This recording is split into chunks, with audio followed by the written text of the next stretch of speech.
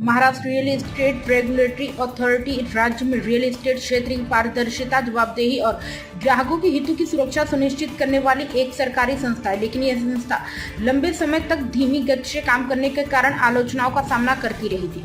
2016 में गठित महारेरा पर 2020 से 2023 के बीच हजारों शिकायतें लंबित पड़ी रही। 3 साल में महज 3,250 मामलों का ही निपटारा हो पाया। कई शिकायतों की सुनवाई जानबूझकर टाल दी गई, जिससे घर खरीदारों में निराशा बढ़ी। लेकिन सितंबर 2024 के बाद तस्वीर पूरी तरह बदल गई। सरकार द्वारा मनोज सोनी को महारेरा का नया अध्यक्ष नियुक्त किए जाने के बाद संस्था की कार्यशैली में बड़ा बदलाव देखने को मिला।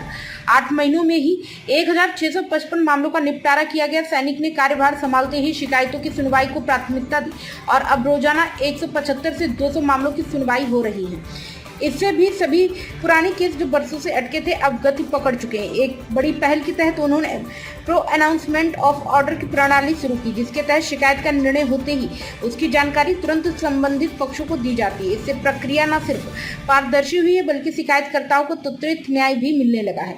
सैनिक के पूर्ववर्ती अध्यक्ष अजय मेहता के कार्यकाल में बिना पूर्ण परीक्षण के एक नई वेबसाइट शुरू की गई थी, जिससे प्रोजेक्ट पंजीकरण की प्रक्रिया में बाधाएं उत्पन्न हुई। मनोज सैनिक ने इस तकनीकी समस्या का समाधान कराकर दोबारा प्रोजेक्ट रजिस्ट्रेशन की प्रक्रिया को पटरी पर ला दिया। मनोज सैनिक की स्पष्ट, तेज और परिणाममुखी कार्यशैली के कारण महारेरा में घर खरीदारों का विश्वास फिर से लौट रहा है।